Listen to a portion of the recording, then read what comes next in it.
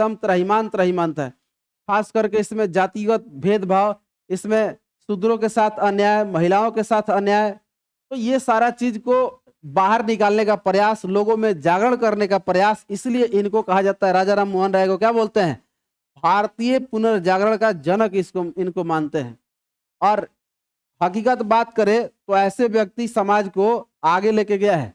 नहीं तो अगर आज भी ऋग वैदिक काल के उत्तर वैदिक काल के तरह परंपराओं को ढोते चलते हैं, हम आपको बता दें कि महिलाओं का स्थिति आज जहां है यहाँ नहीं पहुंचता है, शूद्रों का स्थिति आज जहां है यहाँ नहीं पहुंचता है।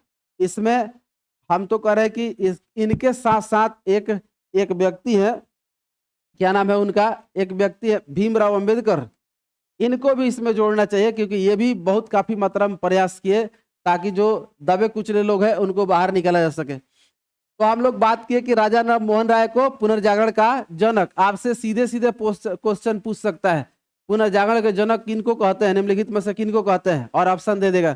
तो किसको कहते हैं, राजा राम मोहन राय। पूछेगा कि ब्रह्म समाज का स्थापना किसने किया, राजा राम मोहन राय। पूछेगा कि निम्नलिखित में से कौन सा आंदोलन विधवा पुनर्विवाह से संबंधित है, और ऑप्शन दे देगा राजा राम मोहन राय का, ये ब्रह्म समाज, दूसरा दे देगा वेद समाज, तीसरा दे देगा इसी में से आपको मान लीजिए कि दे दिया प्रार्थना समाज, और अगला दे दिया इनमें से सभी। तो वहां पे जब तक आप इन सभी बातों को जानिएगा नहीं कि कौन कौन सा संस्था किस किस के लिए काम किया है, तब तक प्रॉब्लम होते रहेगा। हम आपको बता दें कि जो धार्मिक सुधार आंदोलन है जिसके तहत सबसे पहला हम लोग पढ़ रहे ब्रह्म समाज, ये विधवा पुनर्विवाह के लिए भी प्रयास किया कि जो विधवा हो जा रही इसको पुनः विवाह करवाया जाए। ये तो हिंदू धर्म में ये बहुत मान्यता था कि पूरे आम जनता का मान्यता है कि महिलाओं का दोबारा शादी करना उचित नहीं है, ये गलत है, ऐसा मानते थे। आगे इसमें थोड़ा सा फैक्ट्स है। फैक्ट्स क्या है कि 1809 में उन्होंने एकेश्वरवादियों को एक उपहार स्वरूप एक बुक लिखा, और कौन सा बुक है, फुतुहफत उल मुआवदीन, ये बुक का नाम है। ये किसका लिखा हुआ है, राजा राम मोहन राय। और इनका मानना ईश्वर एक है, ईश्वर अलग अलग फलना ईश्वर चिलना ईश्वर तरह तरह के ईश्वर नहीं है, बल्कि ईश्वर क्या है, एक है। सभी धर्मों के लिए ईश्वर एक है।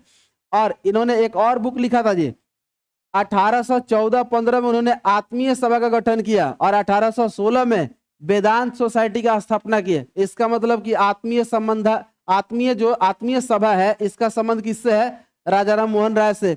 इसके साथ साथ जो वेदांत सोसाइटी है इसका भी संबंध किससे है, राजा राम मोहन राय से। तो आप देख रहे हैं ब्रह्म समाज, एगो क्या हो गया, ब्रह्म समाज, दूसरा आत्मीय सभा। ब्रह्म समाज, आत्मीय सभा और वेदांत सोसाइटी, ये तीनों के तीनों का संबंध किससे है, राजा राम मोहन राय से। 1820 का घटना है, यहाँ लिखा हुआ है कि 1820 में उन्होंने एक पुस्तक लिखा था, उस पुस्तक नाम है प्रीसेप्ट्स ऑफ जीसस। क्या नाम है, प्रीसेप्ट्स ऑफ जीसस नाम का एक बुक है। ये भी किसका लिखा हुआ है, राजा राम मोहन राय। तो आप देख रहे हैं अपने विचारों को पुस्तक के माध्यम से देना। देखिए अभी जो है अपने विचारों को हम तमाम तरीके से दे सकते हैं। सोशल मीडिया के इस दौर में विचारों को देना तो और ज्यादा आसान हो गया। कुछ लोग वीडियो बना बना के अपने विचारों को प्रकट कर रहे हैं। अभी तो ढेर सारा माध्यम है, लेकिन उस समय माध्यम कुछ नहीं था, तो बुक था, बुक के माध्यम से अपने विचारों को इधर से उधर देना। तो हम लोग पहला नंबर बात किए इसमें ब्रह्म समाज। हालांकि ब्रह्म समाज में और है। ब्रह्म समाज की बात करें तो डेविड हेयर के सहायता से, एक व्यक्ति है डेविड हेयर, इनके हेल्प मदद से कलकत्ता में इन्होंने हिंदू कॉलेज का स्थापना किया। राजा राम मोहन राय हिंदू कॉलेज का एक स्थापना करता है। हम आपको बता दें कि राजा राम मोहन राय का पूरा संबंध सिर्फ हिंदू धर्म के कुरीतियों से है, और उन्हीं के लिए सारा कुछ है, बाकी दूसरे धर्मों के लिए नहीं है। तो इन्होंने एक कलकत्ता में कौन सा कॉलेज, हिंदू कॉलेज का स्थापना किया, किसके सहायता से, डेविड हेयर की सहायता से। इसके साथ साथ बांग्ला भाषा में लिखे थे संवाद कौमुदी। बहुत बार क्वेश्चन है संवाद कौमुदी के लेखक कौन है, तो ये भी कौन है, राजा राम मोहन राय। और ये फारसी भाषा में एक था मिरातुल अखबार। मिरातुल अखबार इनके थ्रू निकलवाया जाता था। तो मिरातुल अखबार कौन निकलवाते थे, राजा राम मोहन राय। जैसे आज प्रधानमंत्री अपने मन की बात करके और दुनिया तक अपने संदेश को पहुंचाते हैं, वैसे ही ये लोग क्या करते थे, अखबार के जरिए अपने संदेश को पहुंचाना। कोई भी व्यक्ति के पास इनका विचार कैसे जाएगा, तो दूसरा कोई साधन नहीं था, या तो पुस्तक है और नहीं तो अखबार है। तो एक पत्रिका है, और कौन सा पत्रिका है, मिरातुल अखबार। ठीक है, मिरातुल अखबार किस भाषा में, फारसी भाषा में। चलिए नेक्स्ट बात है कि 20 अगस्त 1828 को ब्रह्म सभा का स्थापना हुआ था। शुरुआती दौर में ब्रह्म समाज का नाम ब्रह्म समाज नहीं था, बल्कि इसका शुरुआती नाम क्या था, ब्रह्म सभा। बाद में इसी को नाम क्या हो गया, ब्रह्म समाज। क्या नाम हो गया, ब्रह्म समाज। तो ब्रह्म सभा शुरुआती दौर में नाम था, बाद में इसका नाम क्या हो गया, ब्रह्म समाज। राजा राम मोहन राय का मृत्यु कब हुआ, हालांकि ये सब पूछेगा नहीं, एक फैक्ट से जो आप सुन सकते हैं, 27 सितंबर 1833 को हुआ। इनके कार्यों के बारे में पूछ सकता है, इन जो कॉलेज स्थापना हुआ उसके बारे में पूछ सकता है, अखबार के बारे में पूछ सकता है, पुस्तक के बारे में पूछ सकता है। ये आपसे सवाल पूछा सकता है।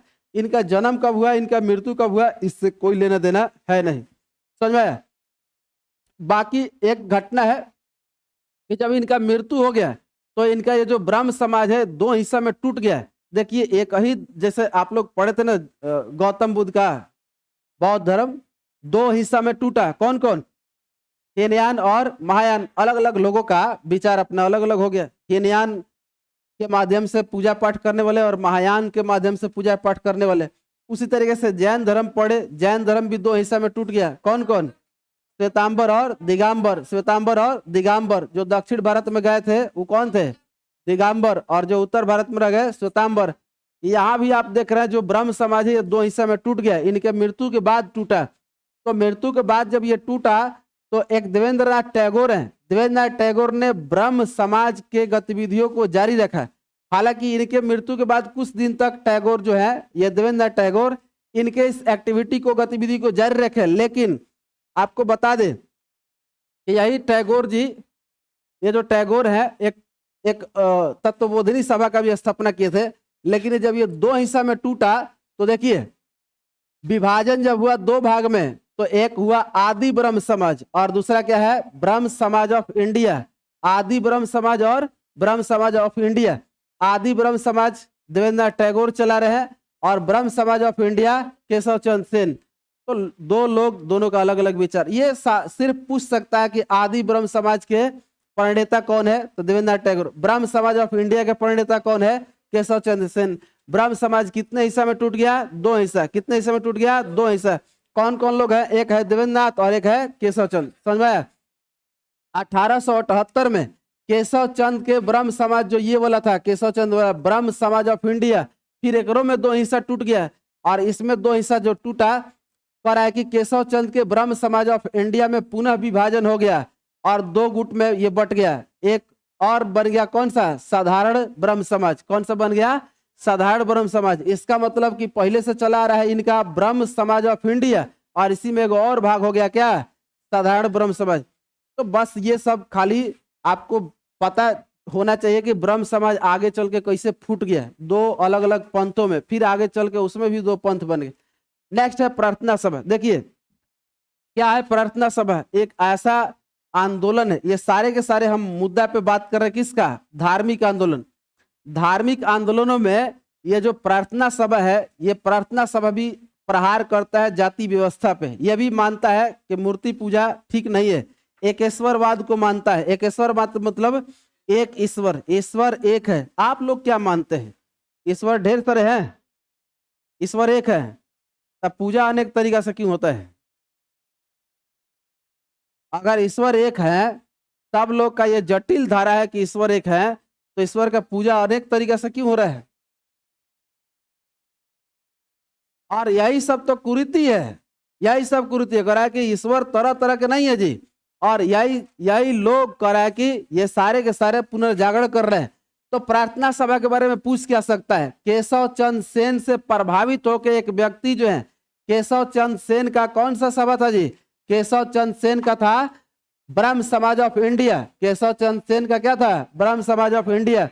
इसी केशव चंद्र सेन से प्रभावित होकर के महाराष्ट्र में एक व्यक्ति है महादेव गोविंद रनाडे। क्या नाम है, महादेव गोविंद रनाडे। और एक है उनके साथ में आत्मारंग पांडुरंग। महादेव गोविंद रानडे और आत्मारंग पांडुरंग, इन्होंने 1867 में प्रार्थना समाज का स्थापना किया। और प्रार्थना समाज क्या कर रहा है? समाज के लोगों को जागरूक करने का काम कर रहा है। प्रार्थना समाज भी एकेश्वरवाद को मारता है, मूर्ति पूजा को विरोध करता है कि मूर्ति पूजा ठीक नहीं है, महिलाओं के शिक्षा पे बल देता है, महिलाओं का शिक्षा। हम आपको बता दें कि ये भी मानता है कि विधवाओं का पुनः विवाह होना चाहिए। सती प्रथा का घोर विरोधी ये भी है। इसका मतलब है कि ये सारे के सारे समाज को सुधारने में लगे हुए लोग हैं। कौन लोग हैं जी? ये प्रार्थना समाज के संस्थापक कौन है? एक तो महादेव गोविंद रानडे और एक आत्मारंग पांडुरंग। इन लोग के विचार से आप लोग कहां तक सहमत हैं? सही कर रहे हैं ये लोग की गलती कर रहे हैं? ये सही है कि गलती है? बिल्कुल सही। हम तो कह रहे हैं कि ऐसा ही लोग होना चाहिए, कबीर जैसा लोग होना चाहिए। जब आप जाति धर्म फलना ढेमका मानते हैं, इससे समाज में फुटमत बैठता है। जबकि कबीर पंथी क्या बोलते हैं? इस जाति न पूछो साधु का, पूछ लीजिए ज्ञान। अभी खान सर पढ़ा रहे हैं और सब लोगों को नाम के पीछे पड़े थे कि नाम क्या है बताइए, नाम क्या है बताइए, कौन जाति के हैं, कौन धर्म के हैं। अरे दादा, तुम्हारे जाति धर्म से क्या मतलब है? जाति न पूछो साधु की, पूछ लीजिए ज्ञान। ऐसा विचार देने वाले जो लोग हैं, ये समाज को आगे लेके जाने का प्रयास कर रहे हैं कि पीछे ले जा रहे हैं। समाज को ये आगे बढ़ा रहे हैं। और समाज के लोगों का जो थिंकिंग है, जो थिंकिंग संकीर्ण, और दूसरा चीज की कह लीजिए कि रूढ़िवादित जो धारणा है, उस रूढ़िवादिता को तोड़ने का प्रयास कर रहे हैं। कौन लोग? जो ये प्रार्थना समाज का स्थापना कर रहे हैं, जो ब्राह्म समाज का स्थापना की है। हम तो कह रहे हैं सती प्रथा भारत में एक ऐसा प्रथा था जो महिला होने पर महिलाओं को अपने आप में कलंकित महसूस करवाता था। महिला होने पर महिलाओं को कलंकित महसूस करवाने वाला एक प्रथा है। तो ऐसे ऐसे कुरीतियों को अगर आज खत्म हुआ है, आप लोग शुक्र मनाइए कि यही सब लोग हैं जो समाज के इस थिंकिंग को चेंज किए हैं, वरना आज वो सती करता लोग, आज भी सती होता है। नेक्स्ट बात करते हैं, प्रार्थना समाज के बाद है वेद समाज। देखिए वेद समाज कहता है जो वेद में लिखे गए ना, जो वेद है उस वेद के अनुरूप बिहेविंग करने को। और सारे के सारे ये जितने भी हम समाज और आंदोलन की बात कर रहे हैं, ये सारे समाज सारे आंदोलन जो है जनता को जागरूक करने में लगा है। केशव चंद्र सेन से ही प्रभावित होके, यहाँ आपको बता दे रहे कि मद्रास यात्रा, केशव चंद्र सेन मद्रास यात्रा किए थे, उसी यात्रा से प्रभावित होकर के श्री धरल्लू नायडू, क्या नाम है? श्री धरल्लू नायडू, इन्होंने वेद समाज का स्थापना किया था। इन्होंने वेद समाज का स्थापना किया था। तो वेद समाज का स्थापना ही पूछता है। नेक्स्ट बात करते हैं आर्य समाज। कौन सा है? आर्य समाज। आर्य समाज का नाम सुने आप लोग? कुछ लोग इसको अभियो लोग चलाते हैं, आर्य समाज, जिसको हम लोग के यहाँ आर्यक समाज लोग बोलते हैं। आर्यक समाज अभी किसी किसी के घर में हम देखे एक शायद पूजा शादी हो रहा था आर्यक समाज से। आर्यक समाज से शादी जो होगा, हम लोग के यहाँ जो हिंदू रीति रिवाज से शादी होता है, इस्लामिक रीति रिवाज से शादी होता है, आर्यक समाज वाले शादी वैसे नहीं करते हैं। उसमें शादी करने का तरीका अलग है। सीधे सीधे लड़का होगा लड़की होगी, आएंगे, लिखा पढ़ी होगा कॉपी पे, वो भी दस्तखत करेंगे ये भी दस्तखत करेंगे, कबूलनामा होगा, उसके बाद खाना पीना खाइए, मौज मस्ती करिए, हो गया शादी। और अभी जो सिस्टम चल रहा है, इस सिस्टम में तिलक चढ़ाइए तो बरछिया करिए, तो लोटा का पानी डालिए, हल्दी लगाइए, तो एगो जुआठ लेके डालिए ओकरा में। ये तमाम तरीके का ताम झाम है। एक व्यक्ति जिसके यहाँ शादी हो रहा है, ओकरा देखिए कर्मकांड कितना सारा हो रहा है। इन्हीं सभी कर्मकांडों को समाप्त करने का प्रयास कर रहा है ये सारा का सारा। उसी में एक स्थापना हुआ कौन सा समाज? आर्य समाज। तो इसमें है कोई लोग जो आर्य समाज को मानते हैं? देखिए अभी एगो धर्म चल रहा है, शिव चर्चा वाला धर्म। भाई कुछ लोग ओकरा में शामिल हैं, शिव चर्चा के तहत शिव गुरु के चेला बने हुए हैं। जैसे ये वाला सिस्टम है शिव गुरु वाला, वैसे ये सब समाज बन रहा है और इसमें लोग जुड़ रहे हैं और इसी के अनुरूप अपना पूजा पाठ तौर तरीका, ईश्वर को मानना, ये सब कर रहे हैं। ऐसे ऐसे ये समाज है।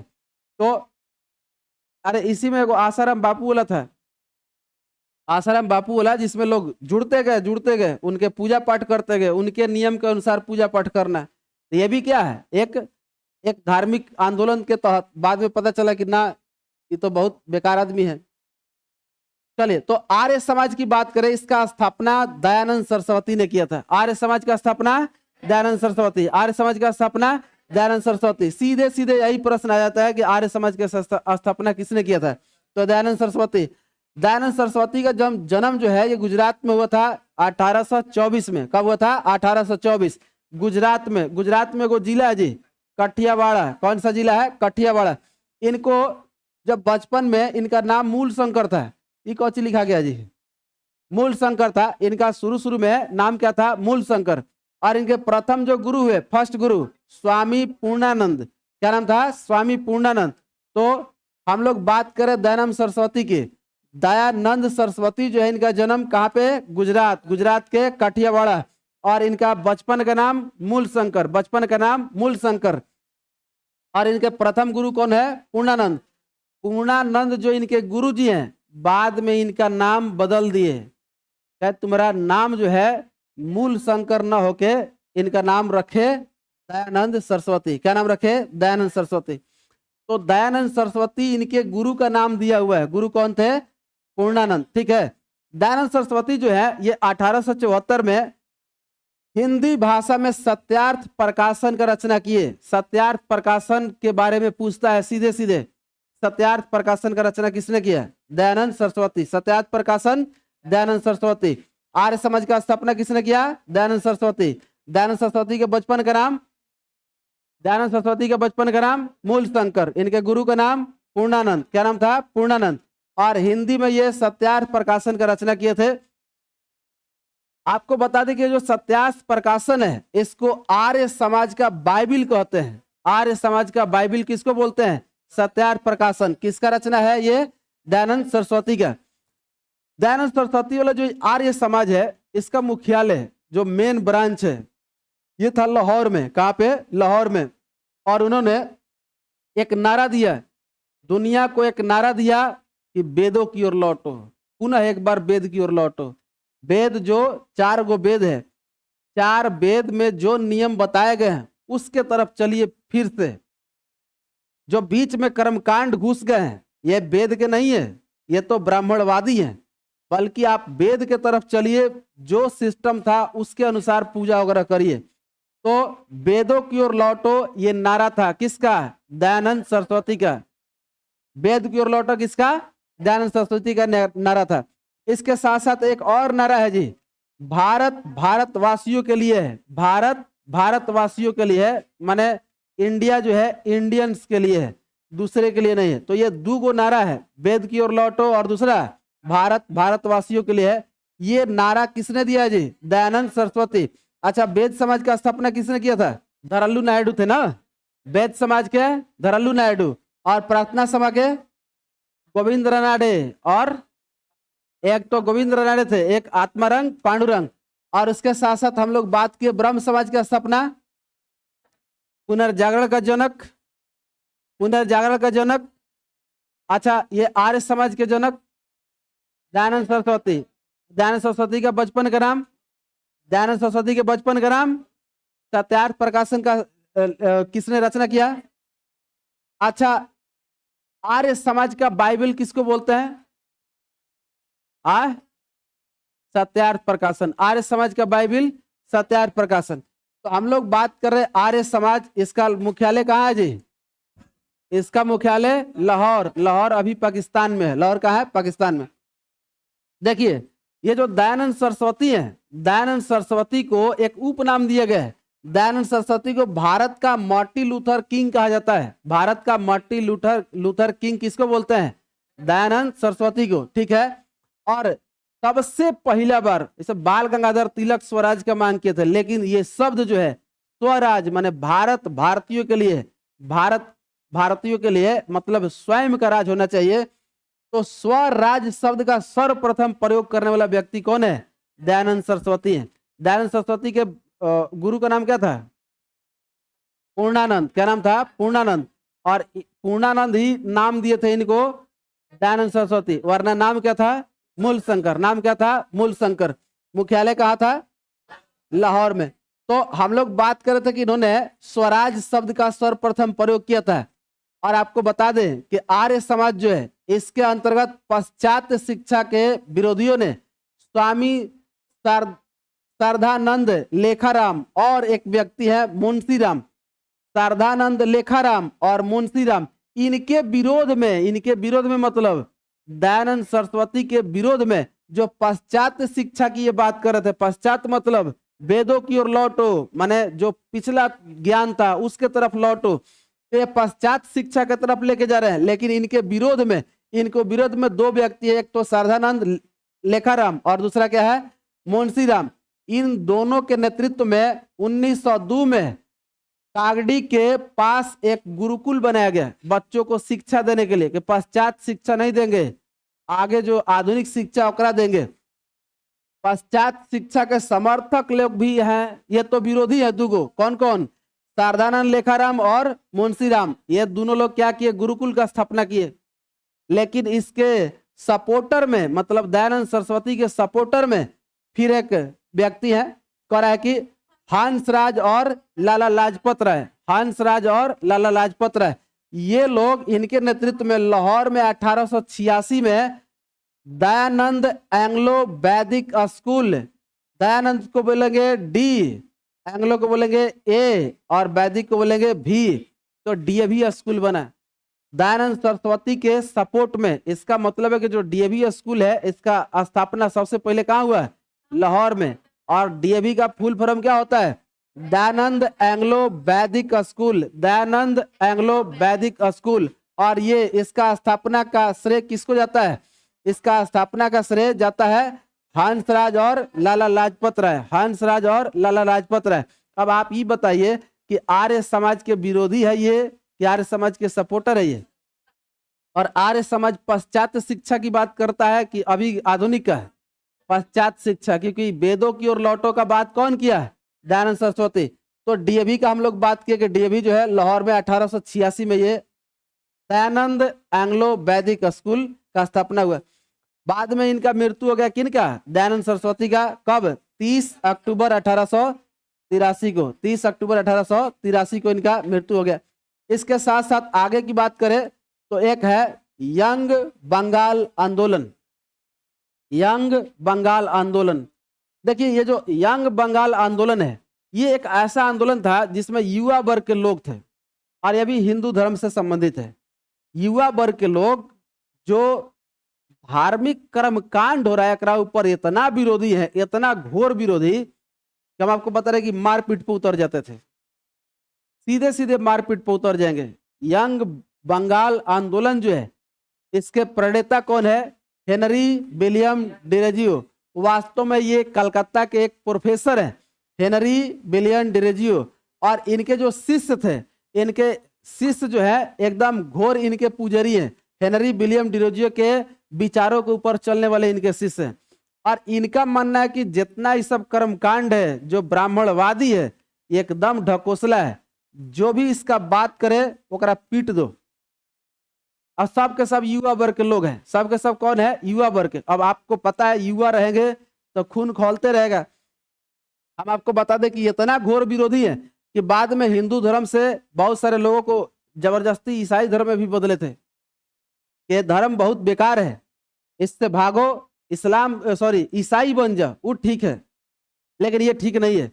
तो ये जो धर्मों में कुरीतियां थी उसके ऊपर ये थोड़ा सा आक्रामक बिहेविंग वाले थे। डिरोजियो को आधुनिक भारत का प्रथम राष्ट्रवादी कवि भी माना जाता है। तो ये सीधे सीधे आपसे सवाल में पूछा जा सकता है, थोड़ा सा ये खड़ूस टाइप का चैप्टर है जी, जो आपको बता दे रहे हैं कि जो हम लोग पढ़ रहे हैं अभी सामाजिक धार्मिक सुधार आंदोलन, इसमें इतना सारा नाम आ जाता है कि समझ में नहीं आता कि कौन सा सभा का स्थापना किसने किया, उसका लक्ष्य, उसका उद्देश्य क्या था। लगभग सारे का उद्देश्य है कि धर्म में व्याप्त बुराइयां हैं उसको क्या किया जाए? हटा दिया जाए। समझ में आया? चलिए, तो जो जो उसमें इंपॉर्टेंट है उसी का बात कर रहे हैं। नेक्स्ट है एक अलीगढ़ आंदोलन, ध्यान से सुनिएगा। अलीगढ़ आंदोलन जो है इसका संबंध मुस्लिम धर्म में जो बुराइयां हैं उससे संबंधित है। अभी तक जितना हम लोग बात कर रहे थे वो सब किससे संबंधित है? हिंदू धर्म से। और ये अलीगढ़ आंदोलन जो है ये किससे संबंधित है? इस्लाम धर्म से। सर सैयद अहमद खान ने अलीगढ़ आंदोलन का नेतृत्व किया था। अब अलीगढ़ के आंदोलन के नेतृत्वकर्ता कौन है? सर सैयद अहमद खान। कौन है? सर सैयद अहमद खान। हम आपको बता दें कि इन्होंने एक प्रथा चलता है मुस्लिम में, पीरी मुरादी प्रथा। पीरी मुरादी प्रथा, इस पीरी मुरादी प्रथा को खत्म करने का प्रयास किया था। अब आप कहेंगे पीरी मुरादी प्रथा है क्या? आप लोग जानते हैं? पीरी मुरादी प्रथा एक ऐसा प्रथा है कि कोई भी मुसलमान व्यक्ति अपने आप को कुछ आश्चर्यजनक, रहस्यमयी बता के, स्वयं से किसी रहस्यमयी चीज को बता के और अपने आप को पीर कहेगा कि हम पीर हैं। अब ठगना कि जैसे अभी देखिए बागेश्वर बाबा हैं, कुछ ऐसा ऐसा बात बताते हैं, आपके घर में झांक लेंगे। अब वो झांक लेते हैं कि कौन सा सिस्टम है वो नहीं पता है। इसी तरीके से कुछ लोग हैं जो आश्चर्यजनक बात किसी के बारे में बताएंगे और वो सही हो जाएगा, और सही होगा तो अपने आप को पीर कहेंगे कि हम पीर हैं। और पीर क्या होता है? जिसका पूजा वूजा होता है उन लोगों में। तो ये जो प्रथा था ना, इस तरीके से सारे के सारे पीरी बनते जा रहे हैं। पीरी मुरादी प्रथा के तहत जो भी रहस्यमयी कुछ बात बता दिया, अपने आप को पीर कहने लगा, अपने आप को पीर कहने लगा। तो कह रहा है कि सर सैयद अहमद खान जो अलीगढ़ आंदोलन के नेतृत्व करता है, और इन्होंने क्या किया? पीरी मुरादी प्रथा को समाप्त करने का काम किया, इसका वकालत किए। सर सैयद अहमद खान ने तहजीब उल अखलक नामक एक पत्रिका के द्वारा अपने विचारों को प्रसारित कर रहे थे। हम आपको बता रहे कि जितना लोग हैं, इनका अपना जो निजी राय है, अपना जो विचार है, वो मंच के माध्यम से नहीं बल्कि सबसे ज्यादा उस समय क्या था? पत्रिका के माध्यम से अपना विचार देते थे। और लोग अपना किताब पढ़ेंगे तो इनके विचारों को समझेंगे। दूसरा बात कि जो सर सैयद अहमद खान है, इनका अगर विचार पढ़िएगा तो ये कहते हैं पाश्चात्य शिक्षा को समर्थन देते हैं। पाश्चात्य शिक्षा मतलब जो पिछला ज्ञान था वही ठीक है। सर सैयद अहमद खान 1864 में कलकत्ता में एक सोसाइटी का स्थापना किए। कौन सा है? Scientific society. Scientific society. और 1875 में अलीगढ़ मुस्लिम एंग्लो ओरिएंटल कॉलेज का स्थापना किए। ये इंपॉर्टेंट है, यही बात आपसे पूछा जा सकता है कि जो अलीगढ़ मुस्लिम विद्यालय है, अलीगढ़ मुस्लिम एंग्लो ओरिएंटल कॉलेज, इसके संस्थापक कौन है? तो सर सैयद अहमद खान। कौन है? सर। आज भी चलता है, आज भी अलीगढ़ यूनिवर्सिटी है। तो यह सर सैयद अहमद खान के द्वारा स्थापना किया गया था। और दूसरा चीज क्या है? साइंटिफिक सोसाइटी कलकत्ता में बना था 1864 में। इसके भी प्रणेता कौन है? सर सैयद अहमद खान। बाद में तो ये जो अलीगढ़ मुस्लिम एंग्लो ओरिएंटल कॉलेज है, ये कॉलेज न रह के विश्वविद्यालय बन गया, और आज के डेट में ये विश्वविद्यालय है, अलीगढ़ मुस्लिम विश्वविद्यालय है। समझ में आया? तो बाद में इसको विश्वविद्यालय बना दिया गया। क्या बोल रहे हैं? धर्म सुधार आंदोलन जो हम लोग पढ़ रहे हैं, आंदोलन 3 प्रकार के पढ़ना है। एक आंदोलन पढ़ना है आपको, कौन सा? धर्म से संबंधित धर्म सुधार आंदोलन। दूसरा आंदोलन पढ़ना है आपको किसान आंदोलन, किसान मजदूरों का जो आंदोलन हुआ है, जो आदिवासियों का आंदोलन हुआ है, जो सताए हुए लोग हैं वो लोग भी आंदोलन किए, तो उसको पढ़ना है। और उसके बाद एक हो जाएगा राष्ट्रीय आंदोलन। तो भारतीय राष्ट्रीय आंदोलन। भारतीय राष्ट्रीय आंदोलन जब पढ़िएगा तब आपको भारत की आजादी के लिए कौन कौन से आंदोलन चलाए गए, कौन कौन से सत्याग्रह हुआ, उसके ऊपर बात किया जाएगा। सबसे ज्यादा इंपॉर्टेंट स्थान रखता है कौन सा? भारतीय राष्ट्रीय आंदोलन। धर्म सुधार आंदोलन उतना ज्यादा नहीं है, लेकिन जो इंपॉर्टेंट है, जो बहुत काफी इंपॉर्टेंट है, उसके बारे में तो आपको जानना पड़ेगा। उसी इंपॉर्टेंट में से हम आपको बता दें कि हमारे पास कुछ डाटा है। जैसे पूछ देता है कबीर पंथी के बारे में। कबीर के दोहा वगैरह तो आप सुने ही होंगे। कबीर का ये जो चलता है गाना वगैरह, ये भी आप लोग सुने होंगे। कबीर एक ऐसा विचारक हुए, ऐसा विचारक जो लोग पहले मानते थे कि उच्च जाति के लोग ही पूजा कर सकते हैं, उच्च जाति के लोग को ही पूजा पाठ करने का हक है। कबीर के जन्म के बारे में पहले तो विवाद है। जानते कहाँ जन्म हुआ था? बनारस में। कहाँ जन्म हुआ था? बनारस।